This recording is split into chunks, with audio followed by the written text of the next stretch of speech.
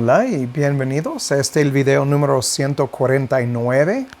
Hoy vamos a empezar a hablar sobre el séptimo punto de los 8, donde estoy exponiendo cómo la iglesia moderna está menospreciando el Shem Jehová o el nombre de Jehová, como miramos en Malaquías 1, versículo 6. Y hoy vamos a empezar a hablar sobre cómo la iglesia, por mal interpretar las palabras del Señor, de Jesucristo, que está menospreciando el Shem Jehová. Hay varios puntos bajo número 7 que vamos a explorar. El primero tiene que ver con la última cena, la cena del Señor. Y hoy vamos a empezar a platicar a profundo sobre lo que Cristo estaba enseñando a sus discípulos esa noche en que fue traicionado y crucificado. Entonces vamos a dar inicio. Padre, gracias por la oportunidad de estar juntos. Gracias por tu palabra. Gracias que tenemos respuestas a muchas de estas preguntas que los discípulos de nuestro Señor no entendían en el principio, Padre, hasta que el Espíritu descendió sobre ellos.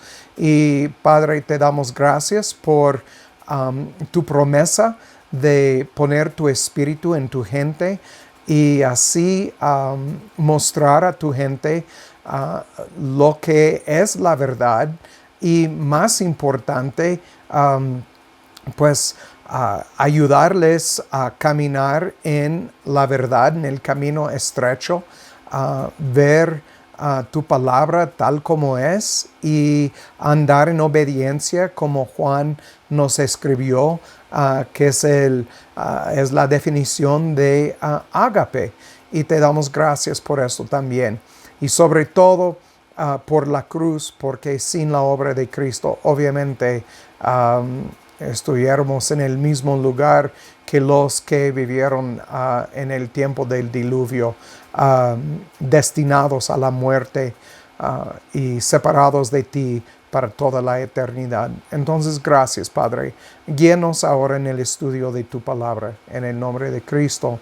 Amén. Muy bien. Entonces, vamos a hablar sobre la última cena y empezamos en el libro de Mateo 26, los versículos 17 y 19, o hasta 19. Aquí dice: en el primer día de la fiesta de los panes sin levadura, vinieron los discípulos a Jesús diciéndole: ¿dónde quieres que preparemos para que comas la Pascua? Y él dijo: id a la ciudad a cierto hombre y decidle: el maestro dice, mi tiempo está cerca. En tu casa celebraré la Pascua con mis discípulos. Y el versículo 19, y los discípulos hicieron como Jesús les mandó y prepararon la Pascua. Ahora brincamos a Marcos 14, 12, el libro de Marcos, capítulo 14, el versículo 12.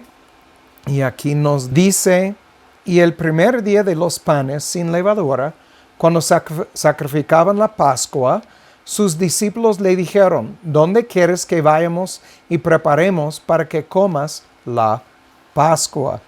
Y entonces vamos a brincar a Lucas 22, 7. Lucas 22, el versículo 7. Y aquí dice: y vino el día de los panes sin levadura, en el cual era necesario sacrificar la Pascua. Y el punto de leer todo esto es para notar dos cosas. Primero es que comieron la Pascua. Sin duda, entendemos de todos estos versículos que estaban haciendo preparaciones para comer la Pascua. Y miramos que la Pascua fue crucificado. Vamos a Éxodo 12, 6. Éxodo 12, el versículo 6. Leemos: y habéis de guardarlo hasta el día 14 de este mes, y lo inmolará toda la congregación del pueblo de Israel entre las dos tardes. Entonces la Pascua fue sacrificado. Entonces cuando leemos sobre la última cena o la cena del Señor, miramos que es algo literal que celebraron. En el sentido de que literalmente celebraron la Pascua con todas las cosas que utilizaron, la copa, el cordero inmolado y todo esto, y también que sacrificaron el cordero sin defecto.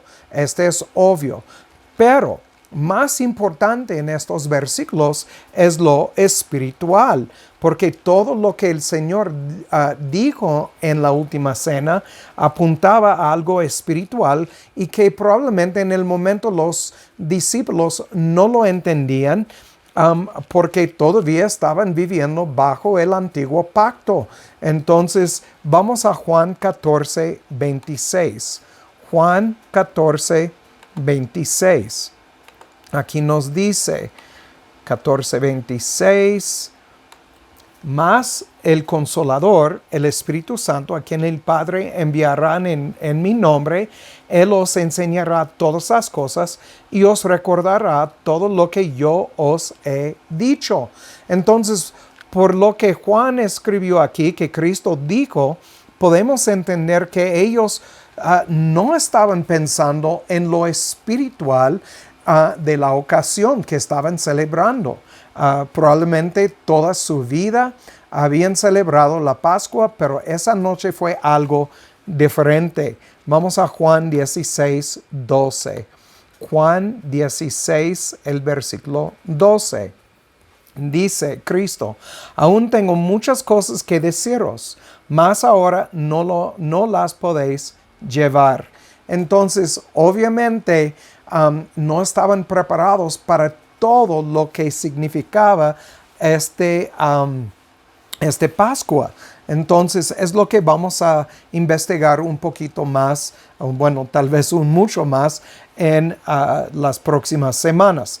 Y quiero recordarles también, todo esto sucedió antes de la cruz, antes de que Cristo fue a la cruz. Entonces, como dije, todavía estaban viviendo bajo el antiguo pacto hecho en el monte Sinaí. Entonces estaban bajo la ley todavía, porque el nuevo pacto no empezaba hasta que Cristo fue a la cruz y murió. Y esto lo vamos a ver probablemente no en este video, pero uno más adelante. Si quieren leer en el libro de Hebreos capítulo 9, este habla de un testamento.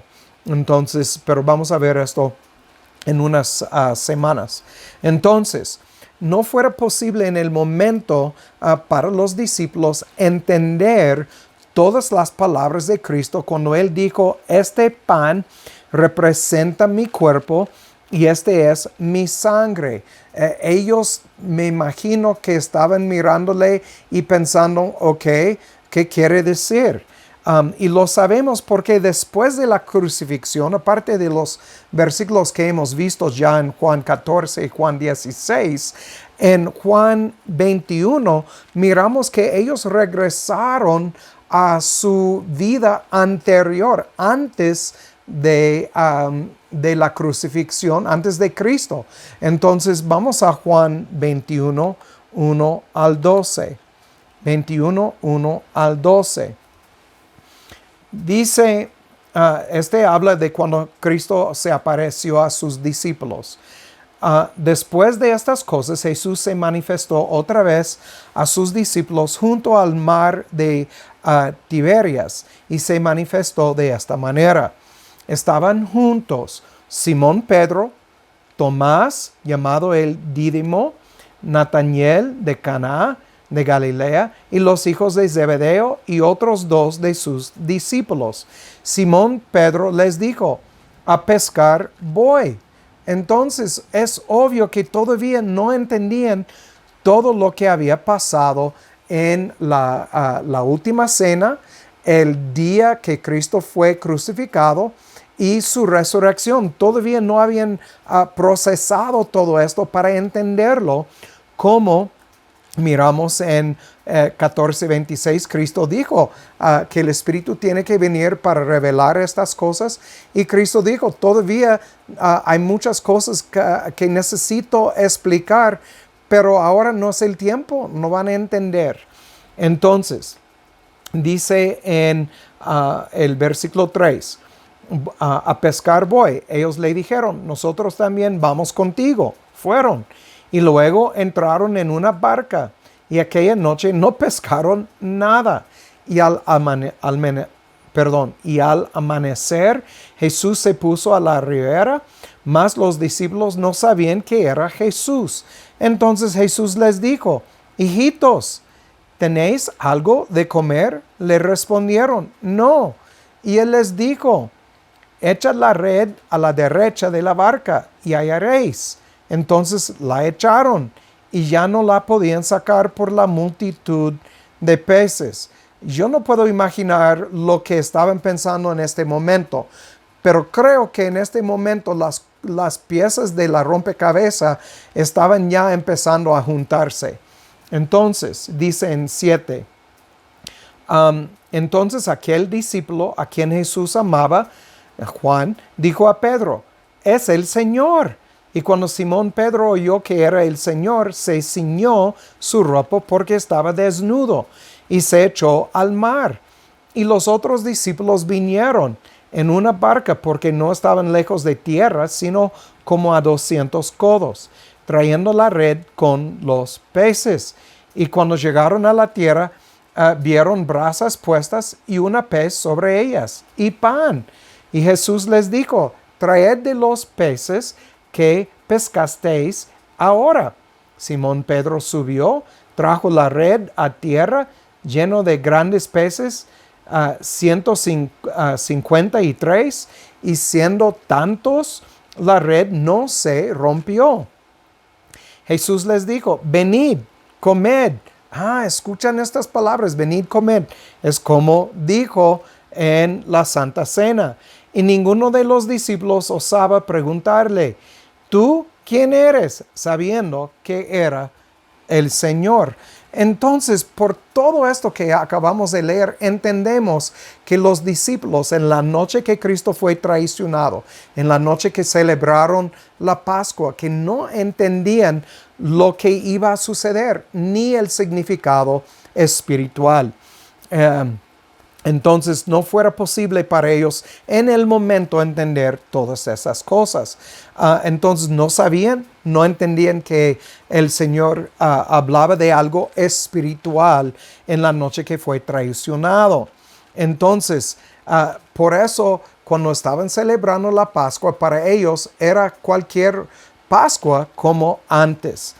Y no entendían que en unas pocas horas el Cristo iba a ser sacrificado, el Cordero sin defecto, en la noche que sin defecto, el sacrificio que iba a traer un término a todos los sacrificios literales. Ellos no entendían otra vez la importancia espiritual de lo que iba a suceder.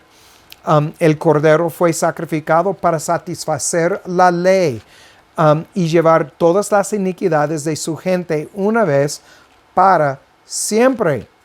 Entonces, ¿cómo podían saber todo esto? No fuera posible, porque todavía no habían recibido el Espíritu para explicarlo. En el momento, pero cuando vino el Espíritu de la verdad, entendían. Y nosotros también podemos entenderlo. Vamos a Hebreos 7, 11 al 28. Esta es la razón que nosotros podemos entender, porque tenemos estas historias de los discípulos y apóstoles. Entonces vamos a Hebreos 7, el versículo 11, y vamos a leer al 28. 7, 11 al 28. Así que si la perfección fuera por el sacerdocio levítico, porque bajo él recibió el pueblo la ley, ¿qué necesidad había aún de que se levantase otro sacerdote según el orden de Melquisedec? y que no fuese llamado según el orden de Aarón. Pues mudado el sacerdocio, necesario es que se haga también mudanza de la ley. Otra vez, nosotros tenemos la bendición de poder leer este escrito, algunos dicen por Pablo, aquí en Hebreos, para ayudarnos a entender lo que sucedió en la noche que Cristo fue traicionado. Entonces, versículo 13. Porque aquel de quien se dicen estas cosas de otra tribu es, de la cual nadie atendió el altar. Porque manifiesto es que nuestro Señor nació de Judá, de cuya tribu nada habló Moisés tocante al sacerdocio. Entonces recuerden, los discípulos no entendían esto en el momento, en la noche que celebraron la última Pascua. Entonces, dicen 15, y aún es mucho más manifiesto si a semejanza de Melquisedec se levanta un sacerdote diferente, el cual no es hecho conforme a la ley del mandamiento carnal, sino según el poder de una vida que no tiene fin. Ahora estamos hablando de lo literal versus lo espiritual. Porque él testifica, tú eres sacerdote para siempre según el orden de Melquisedec. Porque ciertamente el mandamiento precedente es abrogado por su debilidad e ineficacia. Entonces, la Pascua, recuerden, la Pascua cae bajo de este versículo aquí. El mandamiento, tenían un mandamiento de celebrar la Pascua cada año, es abrogado por su debilidad e ineficacia, porque la ley nada perfeccionó, mas lo hizo la introducción de mejor esperanza por la cual nos acercamos a Dios, y tanto más en cuanto no sin juramento fue hecho el sacerdote, porque los otros ciertamente sin juramento fueron hechos sacerdotes, pero con juramento por aquel que le dijo, juro el Señor y no se arrepentirá. Tú eres sacerdote para siempre según el orden Melquisedec. Entonces vemos que su llamamiento fue directamente del Padre de Jehová. Entonces, por tanto, Jesús es hecho fiador de un mejor testamento. Ya estamos entendiendo lo que sucedió la noche que fue traicionado y llevado a la cruz el próximo día. Entonces, dice, y los otros ciertamente fueron hechos sacerdotes, ya que por causa de la muerte no podían permanecer. Entonces, todos estos sacerdotes anteriores del tribu de Leví murieron, pero Cristo de la tribu de Judá murió, pero resucitó. Entonces ya vive para siempre. Entonces, por causa de la muerte no podían permanecer. Mas por cuanto permanece para siempre, tiene un sacerdocio inmutable, por lo cual puede también salvar perpetuamente a los que por él se acercan a Dios. Notan, los que por él se acercan a Dios. Lo mismo que nuestro Señor dijo en Juan 6:44, Lucas 10:21, 22. Muy bien. Que por él se acercan a Dios, viviendo siempre para interceder por ellos. Porque tal sumo sacerdote nos convenía, santo, inocente, limpio, apartado de los pecadores y hecho más sublime que los cielos, que no tuviese necesidad cada día, como los otros sumos sacerdotes, de ofrecer primero sacrificios por sus propios pecados y luego por los del pueblo, porque esto lo hizo una sola vez, ofreciéndose a sí mismo. Porque la ley constituye sumos sacerdotes a hombres débiles, mas la palabra del juramento posterior a la ley constituye al Hijo que es perfecto para siempre. Otra vez, repito, los discípulos no entendían todo esto. No fuera posible entenderlo hasta después. Vamos a Hebreos 9. Hebreos 9. Y en Hebreos 9 vamos a leer del 11 al 28. Del 11 al 28. Redención por la sangre de Cristo. Mas estando ya presente Cristo, sumo sacerdote de los bienes que habían de venir, por el más amplio y más perfecto tabernáculo, no hecho de manos, es decir, no de esta creación, y no por sangre de machos cabríos, ni de becerros, sino por su propia sangre, entró una sola vez en el lugar santísimo, habiendo obtenido para nosotros eterna redención. Ahora, otra vez, empezamos a ver el significado espiritual de la última cena. Entonces, como dice aquí, por su propia sangre, Él era el Cordero sin defecto. Entonces, siguiendo adelante, versículo 13, porque si la sangre de los toros y de los machos cabríos y las cenizas de una becerra rociadas a los inmundos santificaban para la purificación de la carne, cuanto más la sangre de Cristo, el cual mediante el Espíritu Eterno se ofreció a sí mismo sin mancha a Dios, limpiará vuestras conciencias de obras muertas para que sirváis al Dios vivo. Entonces, como rociaron el arca con la sangre del becerro o del cordero para los pecados del pueblo, Cristo, como dice aquí, su sangre fue rociado sobre nuestros corazones. Y notan, mediante el Espíritu, cuando hablamos del bautismo, es bautismo en la sangre de Cristo aplicado por el Espíritu Santo. Tito 3:5, lo leemos y entonces aquí lo declara otra vez. Entonces, déjame leer 13 una vez más. Porque si la sangre de los toros y de los machos cabríos y las cenizas de una becerra rociadas a los inmundos santifican para la purificación de la carne, cuanto más la sangre de Cristo, el cual, mediante el Espíritu Eterno, se ofreció a sí mismo sin mancha a Dios, limpiará vuestras conciencias de obras muertas para que sirváis al Dios vivo.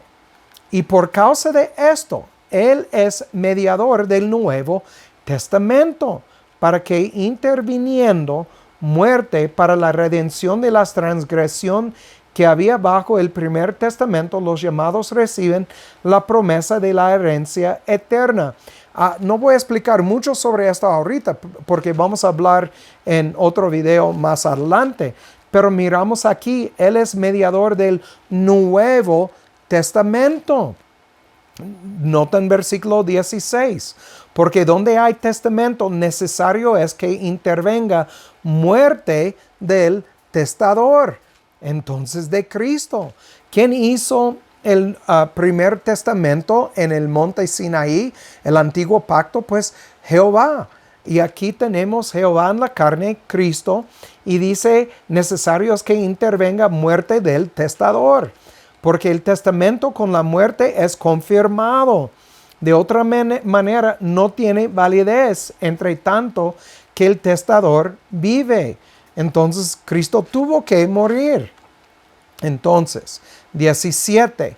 Porque el testamento con la muerte es confiado, de otra manera no tiene validez, entre tanto que el testador vive, de donde ni aun el primer testamento fue consagrado sin sangre. Bueno, si leemos Deuteronomio, los 5 libros de la ley, vamos a ver cuánta sangre tenía que fluir para cubrir los pecados del pueblo Israel.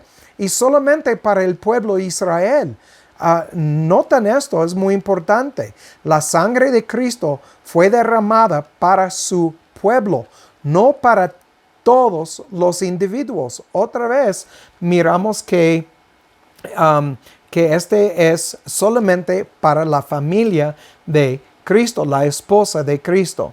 Entonces, porque habiendo hablado Moisés todos los mandamientos de la ley y todo el pueblo tomando la sangre de los becerros y de los machos cabríos con agua y lana de grana, el cipo roció al mismo libro y también a todo el pueblo, diciendo: esta es la sangre del testamento que Dios os ha mandado.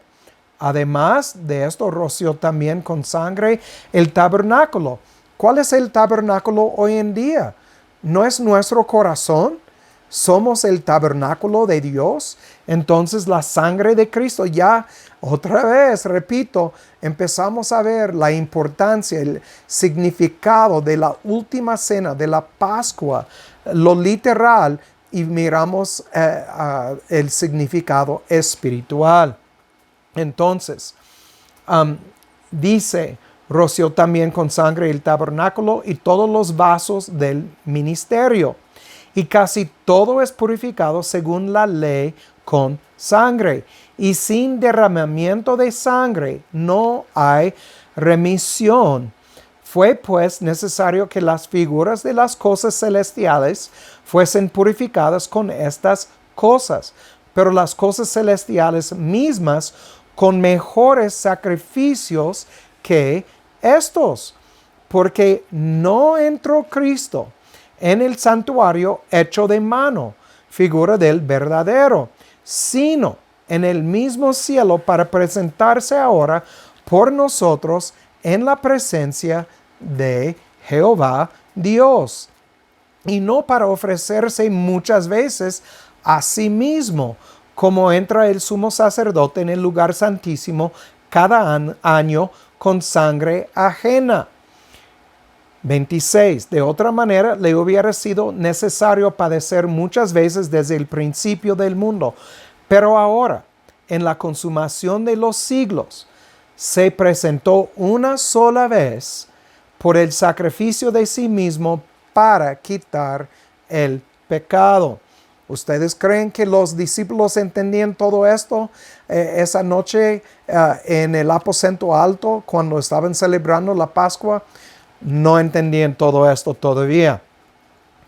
Dice en el 27, y de la manera que está establecido a los hombres que mueren una sola vez, y después de esto el juicio, así también Cristo fue ofrecido una sola vez para llevar los pecados de muchos, y aparecerá por segunda vez sin relación con el pecado para salvación de los que le esperan.